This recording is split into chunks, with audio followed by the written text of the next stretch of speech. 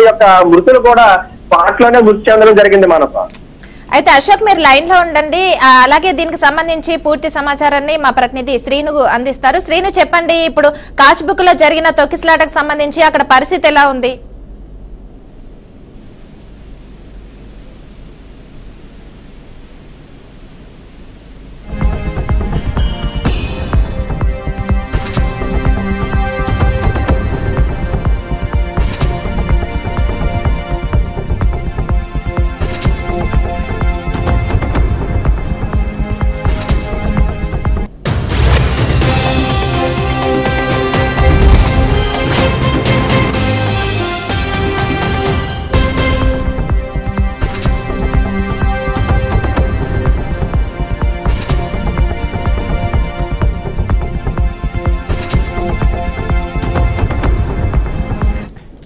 చెప్పండి సీను, కాచ్బుక్ లో జరిగిన తొక్కిసలాటకు సంబంధించి అక్కడ పరిస్థితి ఎలా ఉంది? భక్తులు గాని స్థానికులు గాని ఎలా స్పందిస్తున్నారు?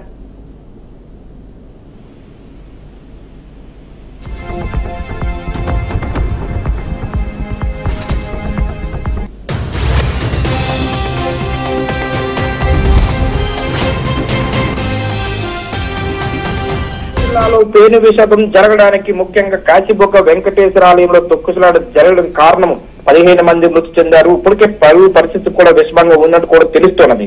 మృతుల్లో అధికంగా మహిళలు, పలువురు చిన్నారులు ఉన్నట్టు తెలుస్తుంది. అయితే కార్తీక మాసం నేపథ్యంలో కాచిబొక్క వెంకటేశ్వర స్వామి ఆలయానికి భక్తులు ప్రతిరోజు ఎక్కువ మోతాదులో వస్తూ ఉంటారు. కార్తీక మాసం అందులోనూ నేడు ఏకాదశి కాలంతో భక్తులు మరింత పెరిగి సంఖ్యలో భారీ సంఖ్యలో రావటం తరలివచ్చారు. అది కూడా భక్తుల రద్దీ కారణం ఎక్కువ అవడంతో ఆలయంలో ఉన్న రైలింగ్ ఉండిపోవడంతో భక్తులు ఉండిపోయారని కూడా తెలుస్తూ ఉన్నది. దీంతో తొక్కిసలాట జరిగింది స్పష్టంగా చెప్తున్నారు. ఉత్తరాంధ్ర చిన్న తిరుపతిలాగా కాచిబొక్క వెంకటేశ్వర స్వామి ఎప్పుడు కూడా ఆలయ ప్రసిద్ధి ఎప్పుడు జరుగుతూ ఉంటది. చిన్న తిరుపతిగా పేరు రావడంతో భక్తులు భారీ సంఖ్యలో తరలి వస్తున్న సంగతి తెలిసిందే. అయితే ఏకాదశి సందర్భంగా ఆలయ అధికారులు, ఆలయ సిబ్బంది, భక్తులు ఎలాంటి ఏర్పాట్లు చేయలేదని పూర్తిగా స్పష్టంగా అర్థమవుతున్నది. ఈ 15 మంది సుమారుగా చనిపోవడానికి కారకుల కొర వీరని తెలుస్తోంది. భక్తుల సంఖ్య విపరీతంగా పెరుగుతున్నప్పటికీ ఆలయ నిర్వాహకులు అందుకు తగిన ఏర్పాట్లు చేయకపోవడంతో తొక్కిసలాట జరిగిందని చెప్పి స్పష్టంగా చెబుతూ ఉన్నారు. అట్లాగే ప్రాథమికంగా తెలుస్తోంది. దీంతో అధికారుల నిర్లక్ష్యంపై భక్తులు ఆగ్రహం వ్యక్తం చేస్తున్నారు. ఒక పక్క ఆలయ సిబ్బంది నిర్లక్ష్యం వల్ల ఎంత పెద్ద ప్రమాదం జరిగిందని భక్తులు మండిపడుతూ ఉన్నారు. ఒక పక్క చూస్తూ ఉంటే ఇప్పటికే మాజీ మంత్రి అప్పలరాజు కూడా వచ్చి ఉన్నారు. వైద్య సేవలు కూడా అందించే ఏర్పాట్లు చేస్తారు. కానీ అప్పటికే ఆయన పట్టుకున్న మనిషి అక్కడ ఉన్నటువంటి ఎవరైతే చనిపోయి ఉన్నారో వాళ్ళు బతుకున్నారా లేదని కానీ చూస్తూ ఉన్నారు. చూస్తే అప్పటికే చనిపోయారని కూడా మాజీ మంత్రి డాక్టర్ అప్పలరాజు డాక్టర్ అవ్వటము ఆయన కూడా చూసి పలువురిని చేసినట్టు కూడా తెలుస్తున్నది. కానీ ఏదైతే శ్రీకాకుళం జిల్లాలో ఈ ఘోర విషాదము కాచిబొక్క వెంకటేశ్వర స్వామి ఆలయంలో జరిగినటువంటి దీనికి ఏకాదశి అవటంతో అది ఈ రోజు ప్రత్యేకంగా కార్తీక శనివారము మళ్ళీ ఏకాదశి అవటము ఈ కాచిబొక్క ఏదైతే వెంకటేశ్వర స్వామికి అత్యధికంగా భక్తులు రావటము దీని మూలంగానే జరిగిందని తెలుస్తూ ఉన్నది. ఏదేమైనా జరిగింది ఇప్పుడు మొన్న బస్సు ఏదైతే ఆంధ్రప్రదేశ్ లో జరిగిందో గడవక ముందే మళ్ళీ ఇంత భారీ స్థాయిలో జరగటం చాలా ఆశ్చర్యం కలిగిస్తుంది. జిల్లాలోని ఒక పేను విషాదం అని చెప్పవచ్చు. అయితే శ్రీనివాస్ చెప్పండి, ఇప్పటివరకు ఎంతమంది గాయపడ్డారు, అలాగే ఇప్పటివరకు ఎంతమంది మరణించారంటారు? ఇప్పటి వరకు భక్తులు మనకి తెలిసిన సమాచారం ప్రకారము 9 మంది నుంచి 15 మంది వరకు చనిపోయారని తెలుస్తుంది. కానీ ఇంకా దుర్మరణం చెందినట్టు పూర్తిగా అక్కడికక్కడ చెప్తూ ఉన్నారు. ఇప్పుడు ఆసుపత్రిలో కొంతమంది క్షతగాతుల్ని పంపించారని తెలుస్తుంది. కానీ వాళ్ళ పరిస్థితి కూడా విషమంగా ఉందని తెలుస్తున్నది. కానీ ఏదేమైనా సాయంత్రం అయ్యేసరికి మాత్రము అది సంఖ్య భారీ స్థాయిలో పెరిగే అవకాశం ఉన్నది. ఉత్తరాంధ్ర జిల్లాల్లోని భారీ స్థాయిలో ఇట్లాంటిది ఎప్పుడు కనీ విని ఎరగని రీతిలోని జరిగినటువంటి బాగా దుర్ఘటన అని చెప్పవచ్చు. కానీ పూర్తిగా అక్కడ ఆలయ సిబ్బంది కానీ అట్లాగే అక్కడ ఉన్నటువంటి అధికార యంత్రాంగం పూర్తిగా దీని మీద పూర్తి నిర్లక్ష్యం వహించడం వల్ల భక్తులు పూర్తిగా చనిపోయారని కూడా తెలుస్తూ ఉన్నది. ఎట్టి పరిస్థితుల్లోనైనా ఈ సంఖ్య ఇంకా మరింత పెరిగే అవకాశాలు ఎక్కువగా ఉండటము, అక్కడ నిర్లక్ష్యం అవటము, భక్తులు భారీ స్థాయిలో రద్దీ అవ్వటము, ఈ రోజు కార్తీక శనివారము, ఒక పక్క ఏకాదశి, ఇవన్నీ కలిసి రావడంతో ఈ రోజు ఆ భక్తులు చనిపోవడానికి పూర్తిగా కారకులైతే ఆలయ సిబ్బంది అని చెప్పాలి. చెప్పవచ్చు, అధికారులు అని చెప్పవచ్చు. దీని మీద ఎటువంటి వ్యత్యాసం లేదు. ఎట్టి పరిస్థితుల్లో ఆ రూపు ఏదైతే ఉన్నదో అది పడిపోవడానికి ముఖ్యంగా కారకులు వీళ్ళే, అధికారులు నిందించాలి. ప్రభుత్వం వీళ్ళపైన ఎట్టి పరిస్థితుల్లో కూడా ప్రభుత్వం వీళ్ళపై చర్యలు తీసుకోవాలన్న పక్క డిమాండ్ కూడా చెబుతూ ఉన్నారు. ఒక పక్క ప్రతిపక్ష పార్టీ నాయకులు కూడా చెబుతూ ఉన్నారు. మరో పక్క అక్కడ ఇప్పటికే మాజీ మంత్రి అప్పలరాజు కూడా వచ్చి వైద్య సేవలు, ఆయన ఒక డాక్టర్ అవటం వల్ల వైద్య సేవలు అందిస్తూ ఉన్నారు. ఆ దృశ్యాలు కూడా మనం బీఆర్కే న్యూస్ లో స్పష్టంగా చూస్తూ ఉన్నాం. ఏదేమైనా ఇది జరిగిన ఘటన మాత్రం ఉత్తరాంధ్ర జిల్లాల్లోని మాయిన మచ్చగా ఉంటదని చెప్పవచ్చు. అయితే అక్కడ ఉన్న భక్తుల స్పందన ఏంటి ఈ ఘటనకు సంబంధించి? ఎలా స్పందిస్తున్నారు? భక్తులు ఇప్పటికే చెబుతూ ఉన్నారు. శ్రీకాకుళం జిల్లాలోని ఇప్పుడే ఆ భక్తులు చెబుతూ ఉన్నారు.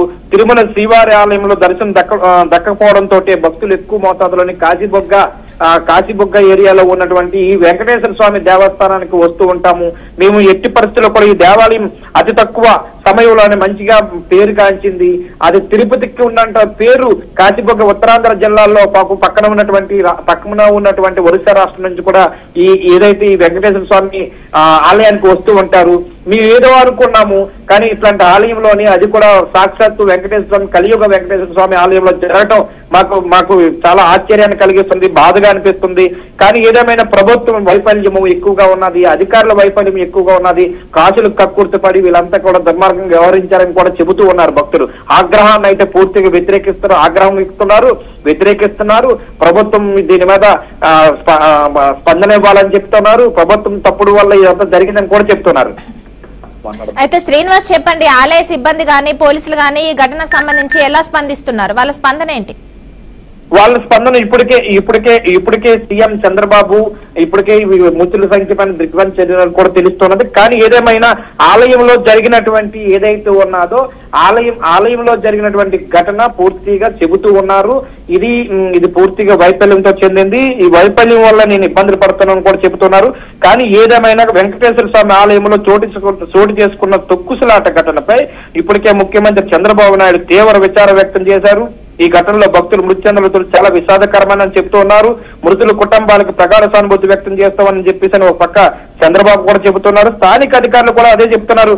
ఘటన స్థలానికి వెళ్లి సహాయక చర్యలు ఏదేమైనా చేపట్టాలని, కృతజ్ఞతలు మెరుగైన వైద్యం అందించాలా, పర్యవేక్షించాలని ఇప్పటికే చంద్రబాబు కోరారు. కానీ ఆదేశాలు జారీ చేశారు. మరోవైపు ఈ ప్రమాదం పైన దేవాదాయ శాఖ మంత్రి ఆనం నారాయణ రెడ్డి ఇప్పటికే జిల్లా మంత్రి అచ్చెన్నాయుడిని ఆదేశాలు జారీ చేసి ఎట్టి పరిస్థితుల్లో శ్రీకాకుళం జరిగిన దానికి మేము చింతిస్తున్నాము, చేసింది తప్పు మా అధికారులే, మేము ఎట్లా అయినా సరే వాళ్ళకి న్యాయం చేయాలి అని చెప్పేసి ఆనం వివేకానంద రెడ్డి కూడా ఇప్పటికే మంత్రి అచ్చెన్నాయుడు, శ్రీకాకుళం మంత్రిగా ఉన్నటువంటి అచ్చెన్నాయుడికి కూడా ఆదేశాలు జారీ చేసినట్టు తెలుస్తున్నది. ఏదేమైనా ప్రభుత్వ నిర్లక్ష్యము, అధికారుల నిర్లక్ష్యము, దేవాదాయ శాఖ నిర్లక్ష్యంతో ఇది స్పష్టంగా జరిగిందని చెప్పి వీళ్ళ అధికార యంత్రాంగం, అక్కడ ఉన్న ప్రజలు కూడా పూర్తిగా చెబుతూ ఉన్నారు. అయితే శ్రీనివాస్ చెప్పండి, దేవస్థానంలో భద్రతా సిబ్బంది ఉన్నా కూడా వాళ్ళకు శిక్షణ కరెక్ట్ గా ఉందా? ఇలాంటి ప్రమాదాలు జరిగిన తర్వాత ఓన్లీ పరిహారం ప్రకటించడం సరిపోతుందంటారా? దీనికంటే ముందు చర్యలు, అంటే దీనికంటే ముందు భద్రతా ఏర్పాట్లు చేస్తే ఇలాంటి ప్రమాదాలు జరగకుండా ఉంటాయి కదా. సో ఇలాంటి ప్రమాదాల తర్వాత ఓన్లీ పరిహారం ప్రకటించడం సరిపోతుందంటారా? ఇప్పటికే చెబుతున్నారు. జనంలోని సామాన్యుల నుంచి ఇదే మాట వస్తుంది. భక్తులు కూడా ఇదే చెప్తున్నారు. చంద్రబాబు నాయుడు గారు ముఖ్యమంత్రిగా ఇంతకాలం చేయలేనిది ఇప్పుడు ఉన్నటువంటి 2 సంవత్సరాల్లో వరదలు వస్తున్నాయని ముందుగా గ్రహించి ఏదైతే మొంతా తుఫానికి ఏ విధంగా అయితే పనిచేసి ఉన్నారో అదే విధంగా ఎందుకు ఇట్లాంటి దేవాదాయ శాఖ సంబంధించినటువంటి ఈ ఆలయాలు గాని అట్లాగే వగైరే ఆసుపత్రులు గాని ఇవన్నిటి మీద ఎందుకు వీళ్ళు పనిచేయట్లేదు, ఎందుకు ముందుగా యాక్షన్ తీసుకోవట్లేదు? నిజంగా ఈ రోజు మీరు డబ్బులు ఇస్తే మా బతుకులు వస్తాయా, మా ప్రాణాలు బయటకు వస్తాయా? మీ డబ్బులు మాకేమైనా అవసరమా? మీ డబ్బులతోటి మా ప్రాణం ఏమైనా తేగలమా? చిన్నపిల్లలు ఒక పక్క రోదన చూస్తూ ఉంటే, ఒక పక్క అల్లకొల్లాలం చేస్తూ ఉంటే, అక్కడ చూస్తూ ఉంటే కన్నీళ్లు వస్తున్నాయి. ఒక పక్క బస్సు ప్రమాదం జరిగి కొన్ని రోజులు అవ్వలేదు, 2 రోజులు 5 రోజులు కూడా అవ్వలేదు. ఎటువంటి ప్రమాదము ఆంధ్రప్రదేశ్ లో, అది కూడా ఉత్తరాంధ్ర జిల్లాలో ఎప్పుడూ లేని విధంగా ఇంత దారుణమైనటువంటి, అది కూడా ఒక టెంపుల్లో ఒక దేవాదాయ శాఖ నిర్లక్ష్య వైఖరి, దీని వల్ల జరిగింది. వీళ్ళు చేసినటువంటి పాపాలు, వీళ్ళు చేసిన ఏర్పాట్ల వల్ల మా ప్రాణం ఉసురు తీసుకున్నామని చెప్పేసి కూడా ఒక పక్క చెబుతూ ఉన్నారు. మరోపక్క అంటూ ఉన్నారు ఈ రోజు కేవలం చనిపోవడానికి ముఖ్యంగా కారణం ప్రభుత్వ హత్య అని చెప్పేసి అని చెబుతున్నారు. కారణం ఏంటంటే మీరు డబ్బులు ఇచ్చేసి మీ డబ్బులు కక్కుర్తిపడి మేము మా ప్రాణాలు మళ్ళీ తిరిగి తీసుకొస్తారా, మీరు డబ్బుల కోసం మేము ఉండాలా, మీ డబ్బుల కోసం మా ప్రాణాలను పణంగా పెడతారా అని చెప్పి భక్తులు కూడా ఒక పక్క చెబుతూ ఉన్నారు. భక్తులు కూడా రోధిస్తూ ఉన్నారు, మరో పక్క గర్జిస్తూ ఉన్నారు. ప్రభుత్వ నిర్లక్ష్యం ఎంత దారుణంగా ఉంటుందని మేము ఎప్పుడు అనుకోలేదు. కనీవిని ఎరగని రీతిలోని వెంకటేశ్వర స్వామి, అది కూడా కలియుగ వెంకటేశ్వర స్వామి దేవాలయంలోని ఎంతో ఆనందంగా ఈ రోజు కార్తీక శనివారము ఏకాదశి అవటము మేము వచ్చాము, మాకు ఎంత మంచి జరుగుతుంది అనుకున్నాము.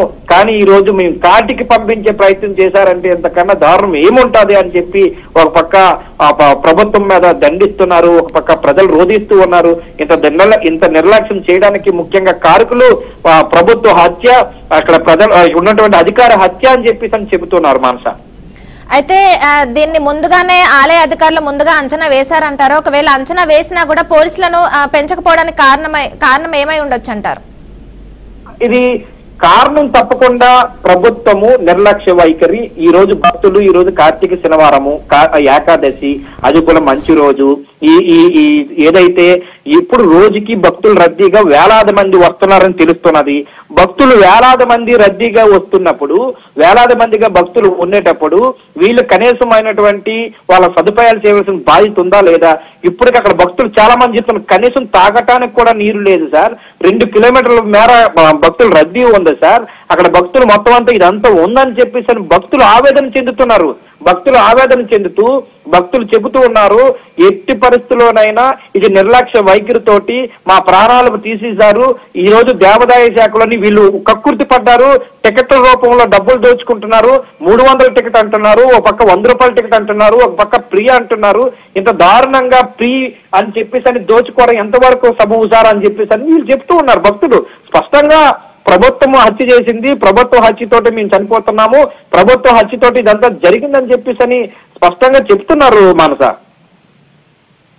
ఏదైతే పవిత్ర మాసం అలాగే శనివారం కావడంతో కాశీబుగ్గ వెంకటేశ్వర స్వామి ఆలయం గోవింద నామస్మరణంతో మారుమోగాల్సిన ఆలయం హృదయ విదారకంగా ఆలయ పరిసరాలు మొత్తం ఉంది. ఎలా చూడొచ్చు అంటారు? భక్తులు కూడా దాదాపు చనిపోయారు. దీనిపైన ఇప్పటికే సీఎం, హోమ్ మినిస్టర్ కూడా స్పందించారు. వాళ్ళకి మెరుగైన వైద్యం కోసం తీసుకెళ్లే అవకాశం ఉందే స్థానికంగా ఉన్నటువంటి ప్రభుత్వ ఆసుపత్రికి? ఇప్పటికే బీఆర్కే న్యూస్ ఎక్స్క్లూజివ్ గా చూపెట్టాము. కానీ ఏదేమైనా జరుగుతున్న పరిణామాలు చూస్తుంటే చంద్రబాబు నాయుడు ఇప్పటికే ఏదైతే శ్రీకాకుళంలో కాశీబుగ్గ వెంకటేశ్వర స్వామి ఆలయంలో చోటు చేసుకున్నది విచారిస్తున్నాను, నేను చాలా బాధపడుతున్నాను, ఇట్లాంటి దుర్ఘటన జరగటం నేను చాలా నా మనసు కృంగిపోయిందని చెప్పేసి చంద్రబాబు నాయుడు గారు ఇప్పటికే ఆయన తీవ్ర విచారం వ్యక్తం చేశారు. ఈ ఘటనలో భక్తులు మృతి చెందడము చాలా బాధకరము, ఇలా మృతి చెందడము నేను చాలా బాధపడుతున్నాను, ఎట్టి పరిస్థితుల్లో కూడా వాళ్ళకి న్యాయం జరగాలి. భక్తులని ఇప్పటికే తుక్సులాటలో అంటే ఒక ర్యాంప్ ఉన్నది, పైన ర్యాంప్ పడిపోవడం మూలాన ఆ ర్యాంప్ పడిపోవడంతో తుక్సులాట జరిగింది. ఒకేసారి భక్తులంతా కూడా పరిగెట్టడంతో తుక్సులాట జరిగింది. చనిపోయిన వాళ్ళ సంఖ్య కూడా మిడి వయసులోని 40 నుంచి 45, 50 మధ్య వయసులో ఎక్కువ మోతాదులో చనిపోయారు. ఈ చనిపోయినటువంటి ఏదైతే ఈ భక్తులు ఎవరైతే ఉన్నారో దీనికి తీవ్రంగా నేను విషాదకరం అని చెప్పేసి మృతుల కుటుంబాలకు ప్రగాఢ సానుభూతి తెలుపుతున్నామని చెప్పేసి చంద్రబాబు చెప్తున్నారు. శ్రద్ధగాతులకి మెరుగైన వైద్యం అందించాలని చెప్పేసి ఇప్పటికే సీఎం ఆదేశాలు జారీ చేశారు. కానీ ఇదే విషయం పైన దేవాదాయ శాఖ మంత్రి కూడా చెప్తూ ఉన్నారు. దేవాదాయ శాఖ మంత్రి ఇదే విషయం పైన చంద్రబాబు ఆదేశాలని ఎట్టి పరిస్థితుల్లో కూడా కేబాత్రం చేయకుండా కథగాత్రులు ఎవరైతే ఉన్నారో ఇంత చనిపోయినటువంటి 15 మంది ఇంకా పెరిగే అవకాశం ఉన్నది కాబట్టి ఎట్టి పరిస్థితుల్లో మెరుగైన వైద్యం అందించి వాళ్ళని బతికించే ఏర్పాట్లు చేయండి అని చెప్పేసి ఒక పక్క ఆదేశాలతోటి ఇప్పుడు దేవాదాయ శాఖ మంత్రి ఆనం వివేకానంద రెడ్డి కూడా చెప్పడం జరిగింది. దీనికి అక్కడ ఉన్నటువంటి జిల్లా మంత్రిగా ఉన్నటువంటి మంత్రి అచ్చెన్నాయుడు దీని మీద వెంటనే స్పందించి ఈ ఎట్టి పరిస్థితుల్లో కూడా మెరుగైన వైద్యం అందించి ఏర్పాట్లు చేస్తాము, ఎట్టి పరిస్థితుల్లో మా జిల్లాలో జరగడం చాలా బాధాకరము, ఇట్లాంటి దుర్ఘటన జరగడం నేను చాలా సిగ్గు వేస్తుంది. కానీ నా జిల్లాలో ఎట్లాంటి దారుణం జరుగుతుంది నేను ఎప్పుడు అనుకోలేదు. మా ప్రభుత్వ నిర్లక్ష్యము, మా అధికారుల నిర్లక్ష్యము, మా అధికారుల తప్పిదాలు, మా అధికారులు లైన్ లో ఉండండి. అలాగే అనలిస్ట్ కోటేశ్వరరావు ఉన్నారు. కోటేశ్వరరావు, ఎలా చూడొచ్చు